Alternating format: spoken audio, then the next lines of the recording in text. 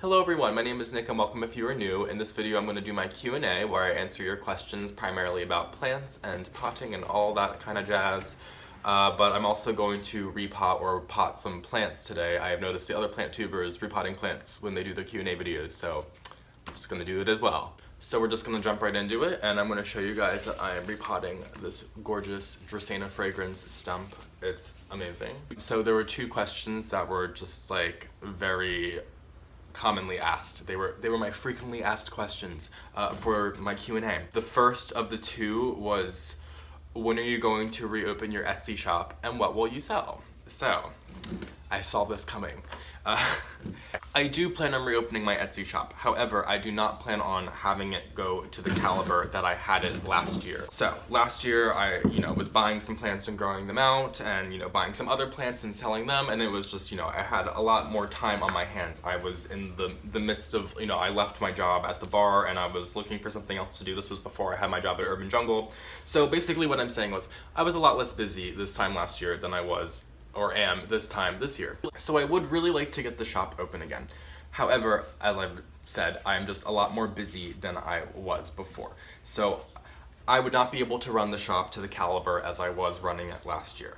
I would only be able to do a few plants here and there, kind of more like a flash sale style, if you will. But what will I sell? So I'm currently propagating a few things, which is why I'm saying that I do plan on opening the shop. I'm currently propagating things that you guys have been asking for. I have been paying attention. I've been doing some Monstera adansonii pots. These are all 4-inch pots that I've been doing. I've been doing Monstera spa Peru or the Monstera carstenianum. I've been doing Philodendron burl marks. I've been doing Rhaphidophora tetrasperma.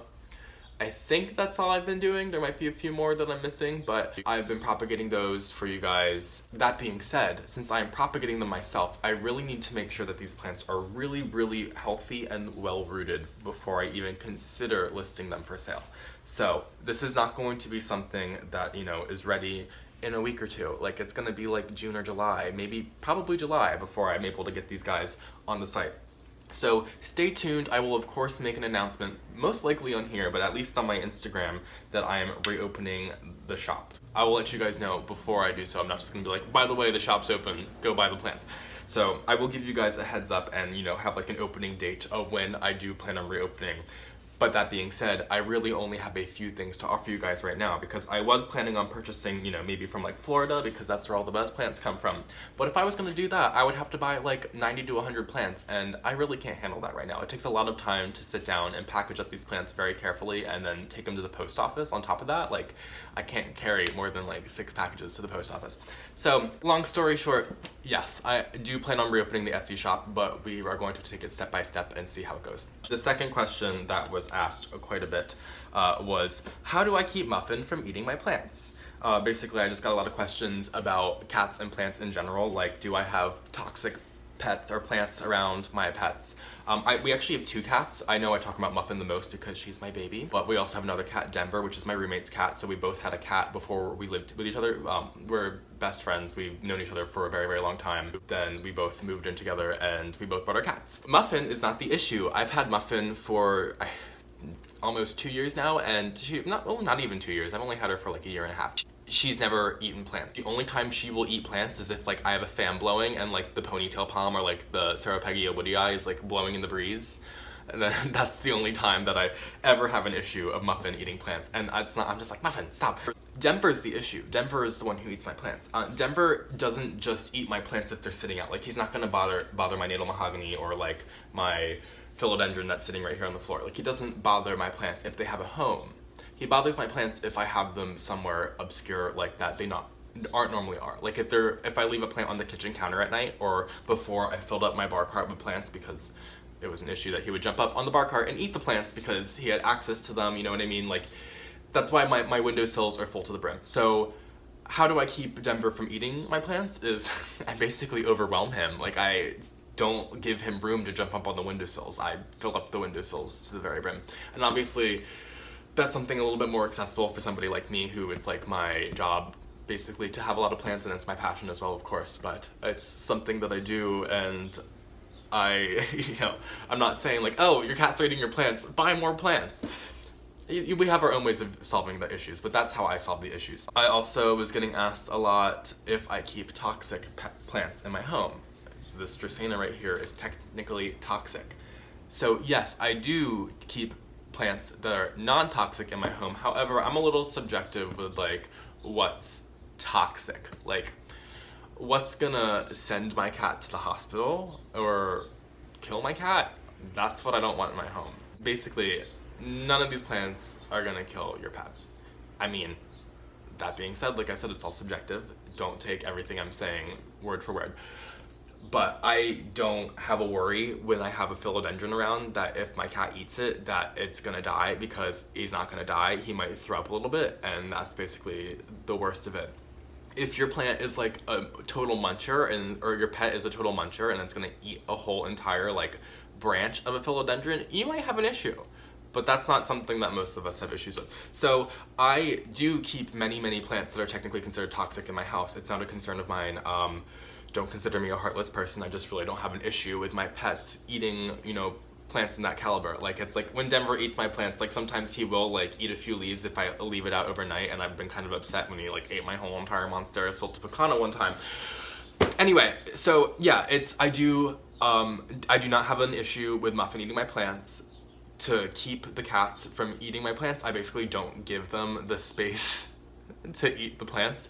And do I keep toxic plants in my home? Absolutely, yes I do. But I wouldn't recommend it if you do have a cat that is extremely munchy, or a dog that's really gonna eat your plants. Like, that's not good. Like, I'm not advising you guys to basically like hurt your pet. I'm just saying I don't have an issue, so I keep I keep toxic plants in my home. Okay, so those were the two questions that were asked quite a bit by everybody. Well, not everybody, but a lot of people asked them. So now we're going to move into the questions that were a little bit more unique and just like, you know, individual. And here is the final product of my Dracaena fragrance being potted up. It's in this beautiful white terracotta that I absolutely love, and yeah, it looks amazing. I love it so much. Okay, let's grab a new plant before we get into another question.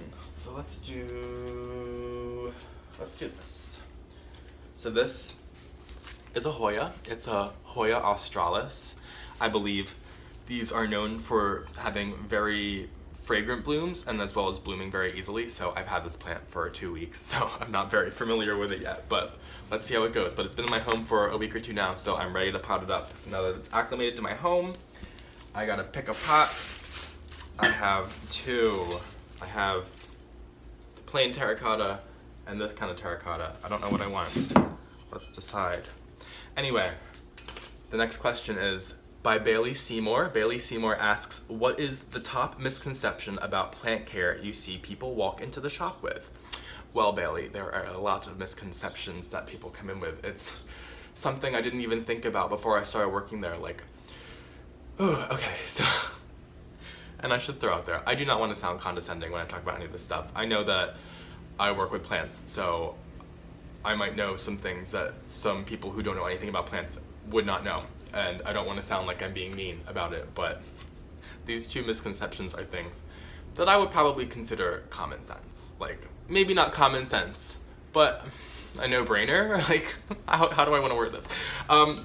The first thing is that people often come in, I think I like this. Wait, hold on, we gotta pick the pot. I'm not gonna forget where I'm leaving off, but,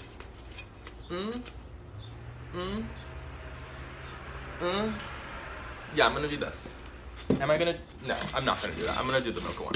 Okay, so one of the things the misconceptions I hear most often is people come in and they're like looking for an office plant, and I hear them talking to their friends and they're like, oh, you should get a succulent or cactus because they don't need a lot of water and they don't need a lot of light. And while that is absolutely true that the succulent and cacti do not need a lot of water, they most certainly need a lot of light. In fact, they need a butt ton of light. They need so much light. In fact, I would consider it like desert sun, because that's where they grow. So you want to basically supply your succulents and cactus with desert sun. So what we recommend at the shop is we recommend putting them in a south-facing window ideally, but if you don't have that, a west-facing window would work.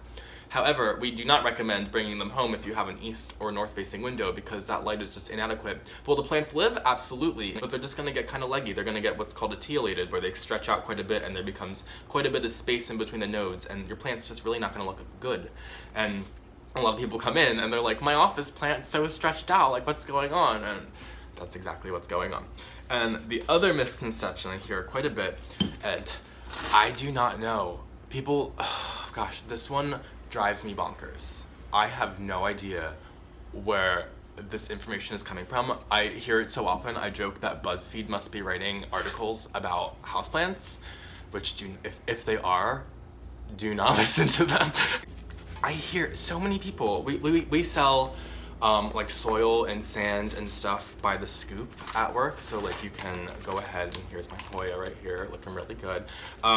So you can just like buy a little bit if you need just a little bit, and we sell gravel by the scoop, and people will come up to the counter with gravel, and I usually feel a little compelled to ask them what they plan on doing with the gravel, because somewhere on the internet is telling people to put gravel in the bottom of their cash pots and to plant in them if you don't have a drainage hole. So a cash pot is a pot that does not have a drainage hole, and you're not supposed to plant in them. What we do is we stage them, so you put a plant in its plastic nursery pot inside the pot, and that's what you do with it. But apparently people are saying you put gravel in the bottom of them and it has drainage now, and newsflash, there's still no hole in the planter, so there is no drainage in it. In fact, if you water your plant and there's gravel in the bottom of it, the gravel is going to sit in the water, it's going to absorb the water and then shove it back up into the soil, and that's going to overwater your plant, and that can very well kill your plant. So if you had to absolutely plant into a planter that does not have a drainage hole, and you can drill into the pot. I did a video a long time ago, probably about a year ago, about drilling drainage holes into pots, where I think I talked about like basic IKEA pots that were like, $5, but still it can apply to any pot that you have. And I should mention, I've never broken a pot once by drilling into a pot, ever. What I would do if I absolutely had to plant in something, like if I buy like a little vintage something from the thrift store and it's a little small and I really don't feel like drilling a hole with it because it's small and I trust my control of my watering, I put a little spoonful of charcoal in the bottom. And just a little spoonful. I don't want to form like a full inch layer, like I want just like a 1/4 to 1/8 of an inch so that the soil can still get in contact with the bottom of the pot. So if there is water on the bottom, or so that there isn't water on the bottom basically, so the plant sucks it back up, and then if there is any excess, I'll see it and I'll just kind of pour, or I'll hold the soil in place and like pour the plant off to the side so that any excess water pours out. So, do I recommend that? Absolutely not. But if I absolutely have to plant in something that does not have a drainage hole, that is how I do it. And that's how I would recommend doing it, and not listening to BuzzFeed. I don't even know if BuzzFeed is actually writing articles, obviously. But that's just kind of my joke. Anyway, don't do the gravel thing. Please, do not do the gravel thing. Okay, our next question is by Plants and Piggies. It's your advice for plant pests, what to use and what pests I've had. I have had quite the rodeo with plant pests, let me tell you. I was thrown right into the ring when I first got plants. One of the first plants I bought was a cat palm, or a Cataractarum palm. And I do not have any palms now. I have a lot of plants, but I do not have any palms because between you and me, palms are really crappy houseplants. So the reason they're very crappy houseplants is, one, spider mites, like in a week, even though I had plenty more problems than spider mites. And two, they need a lot of light. They really do need a lot of light, and they also need a lot of air movement. They need a lot of humidity, and there is just so much about it that they just should not be growing in our homes, and they should just be growing outside. When I got my cat palm many years ago, it came with thrips. It was probably like my 4th or 5th plant that I ever purchased, and it had thrips on it, and I was like, oh crap. I had no idea what they were at the time, obviously, but I feel like these thrips came and they never left. I mean, they're gone now, but I had an issue with the thrips up until last summer. I feel like last summer or last fall is when I finally eradicated the thrips, and I'm saying that, and there could be, and there probably is, a thrip hiding in this home, or a thrips, because it's still thrips when it's or singular. Anyway, thrips have been a big issue, and of course spider mites have been a very big issue for me. I think spider mites is something that I constantly deal with. So what do I use? There are 2 plant products that I recommend using over everything else. In fact, I've kind of either had issues with other products or I've not had success with them, so I pretty religiously stick to these 2 products. 1 is my attack and 2 is my preventative. So my attack is Captain Jack's spray. So Captain Jack's is spinosad. It is basically the same exact chemical ingredient that is in lice shampoo that kills the lice. So This thing kills spider mites and thrips and whiteflies and what have you, mealybugs, really well. I find it works incredibly well, and in fact, the product does not smell like anything, which if you've used neem oil, which I do not like neem oil at all, I really do not like the smell. It doesn't work for me. It's a waste of money. So I love that Captain Jack's doesn't smell like anything. And then my preventative is called Houseplant Systemics. So that is more of like a pesticide. So if you do have pets that eat your plants, I would probably not recommend, or children, I would probably not recommend using the Houseplant Systemics because it's probably not very good to ingest. I haven't really done research on it, so I don't really know if that's a fact or not. But what this is, it's a little powder, and you read the directions on the back. It tells you if you have like a 4-inch pot, you put so and so amount into the soil, you mix it into the top inch or so of the soil, you water it in when the soil is dry, and then over the next week or two, the plant is going to absorb the systemics and it's going to be coursing through the plant's veins, and if bugs try to eat the plant, they're gonna die. It's, like I said, it's more along the lines of a pesticide, while the Captain Jack's is an organic spray. So I tag team these in my home when I have plants that are just like a little finicky when it comes to pests and I just don't want to have an issue. I swear by those two, and I highly recommend looking into them. Should have included screenshots on the screen of what the products look like so you can see what they are. And they're both by the brand Bonide, or however you pronounce it. They're a very common brand of houseplant products or plant products in general. So anyway, here's our Hoya australis potted up. It looks gorgeous. I am obsessed with this plant. It was amazing. All right, time for another plant. So we're gonna do this Aglaonema next. I really don't know the name of this plant. I think it's Aglaonema Red Emerald, but I don't know. So let me know in the comments if you know when I'm wrong. So I'd love to know. And we're gonna do it in this little pot right here, and it's gonna look great. I think I would have preferred it in the darker pot, but you know what, this is the pot I have, so it's what it's gonna get planted in. Okay, so the next question is by Bethany Hash, and it is, what is your least favorite plant you have owned, and do you still have it? So of course, I love all my plants. They're all great. If I paid money for them, like, I like them a lot, and I chose to bring them home. Like, I don't just buy things if I don't like them. However, there's one plant I have that I very much dislike its behavior because it's like my renegade plant.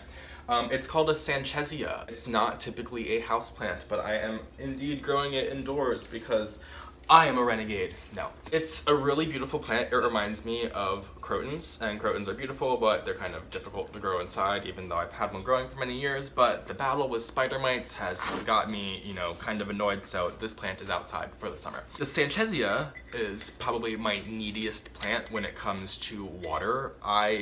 When I first got this plant, it was constantly wilting, and I was watering it like every 2 days because one, it needs a lot of light because I have it inside and it's typically something that grows outside. So I had to be sure to give this plant a lot of light. And I'm gonna add a little bit more orchid bark to my mix. So this plant was wilting like non-stop when I first bought it, and I had this planter or a cache pot that did not have a drainage hole in it. And I decided to plant this plant in the planter that does not have the drainage hole, thinking it'll hold on to water a little bit longer. But no, this plant still dries out and wilts like every 3 days. I'm constantly having to water it. If I leave the house and I'm like gone for a night and I come back, it's always wilted. And I water it and I drown the hell out of this plant for, like I said, it doesn't have a drainage hole, so like literally I drown this thing. And then it pops back up. It looks beautiful and it looks great, and I love the Sanchesia. It's gorgeous. Like I said, if I paid money for it, I like it a lot. But its attitude just kind of pisses me off sometimes, and I really don't care for it not appreciating me caring for it. So yeah, we don't get along that well. However, it looks fantastic. It's just, it tires me. It tires me out. Okay, so, and I do still have it. I'm sure I showed you pictures. Okay, Dylan Nolder asks, how many plants do I have? I actually just recently counted, and I was a little shocked at the amount that I had. Well, I should backtrack that I counted like 2 weeks ago, and I've gotten quite a few since then. So when I counted, there was around 275. I think it was like 272 was the number. But we're gonna say that there's probably around 285, give or take, like a few. Yeah, so I have no chill. But the boy has a passion, what can I say? Okay. Holly Hasagawa Nielsen asks, have you always had a love for plants, and how long ago did you start your plant collection? So, I have loved plants for quite a while, but my houseplant love did not start until my early 20s. So, what is this? Oh my god, what is this? There's like, oh my gosh, that is so weird. These Aglaonemas are like in these like netting plugs. That is so interesting. I don't think you can see, and I'm probably not gonna be able to like film it. You can kind of see, but it's like plastic. It's not like the netting. That was kind of made me seem kind of dumb. It's like plastic. It's weird, and I feel like I should take it out of it. I'm gonna take them out of it. Okay. Anyway. Oh my gosh, what am I getting myself into?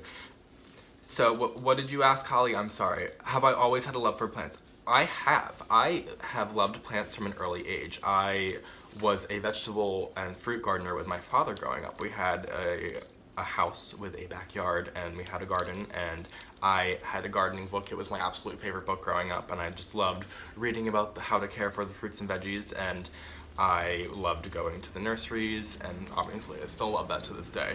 But I had a much different love for plants than I do now, because that was all about fruits and veggies. So I kind of fell out with fruits and veggie gardening when I was probably like, you know, in my teens. My past passion, oh, we're getting into this. My past passion was music, so I was a musician growing up. I was a composer, and I played a bunch of instruments. So I played like the violin, I played the bassoon, I played the oboe, the clarinet. I played a lot of instruments, and that was my passion. So I kind of fell out with gardening around that time. And then fast forward to when I was in my early 20s, and I had tried going to school for music for a year, and I really wasn't having a good time. And I was leaving, and right around this time that I was leaving music school, which is when my old roommate came over, long story, I feel like I've talked about this in the past, but it's not relevant right now.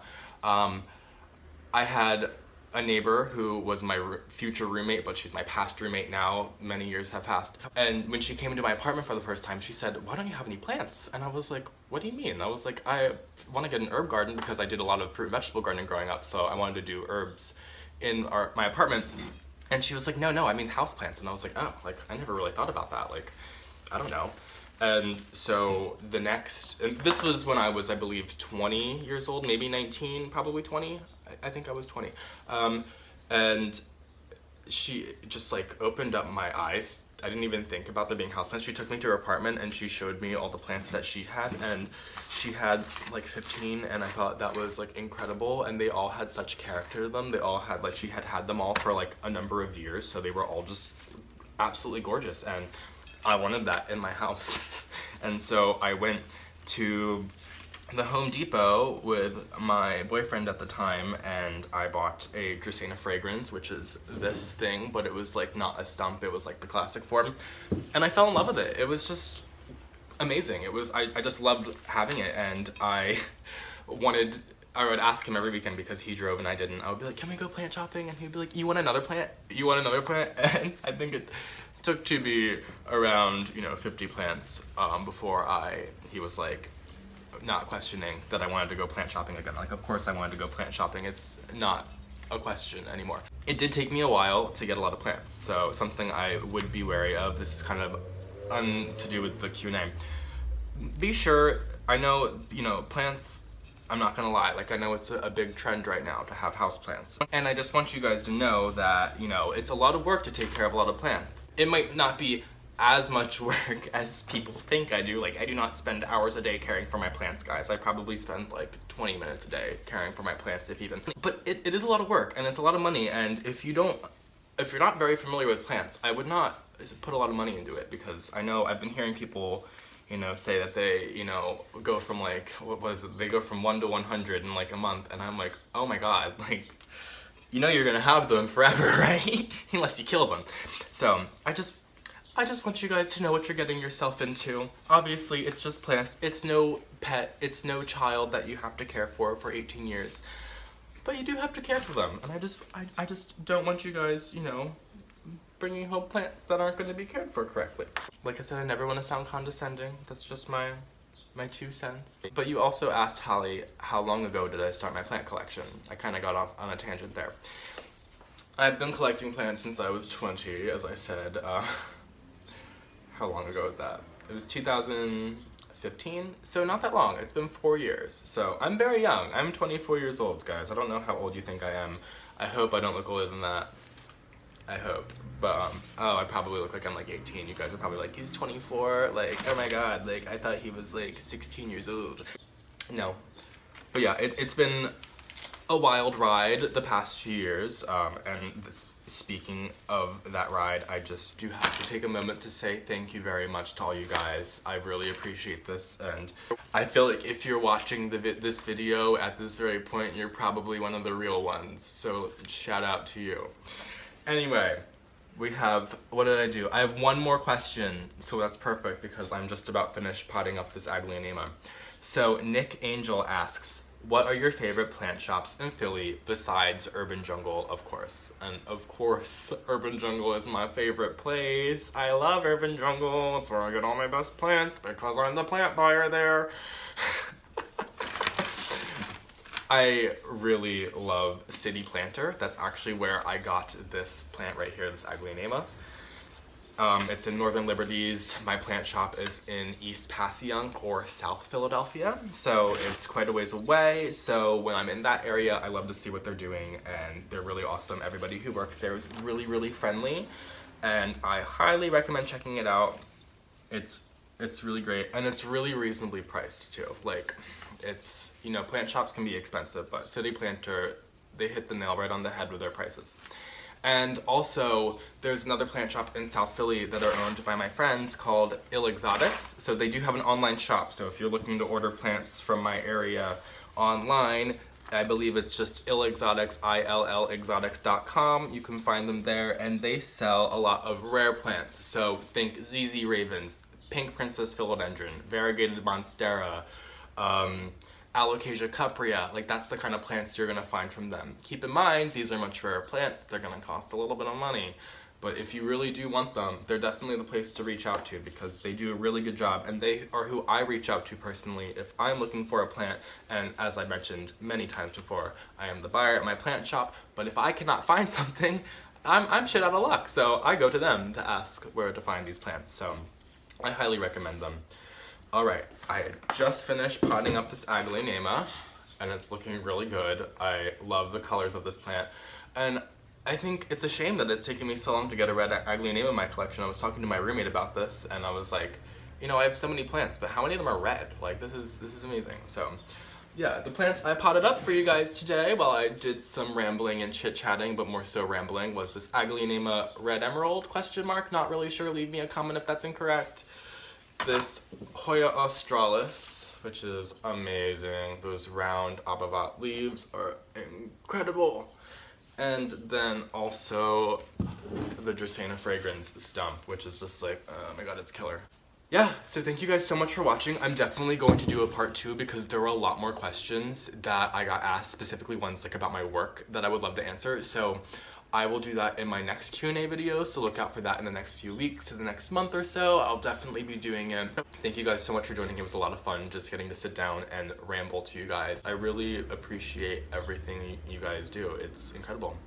Alright guys, have a wonderful day. I hope you enjoy the rest of your week, and I hope your plants are really healthy and happy. If you aren't already, follow me on Instagram at Philly Foliage if you want to see much more content from me, and I will see you guys in my next video. Bye!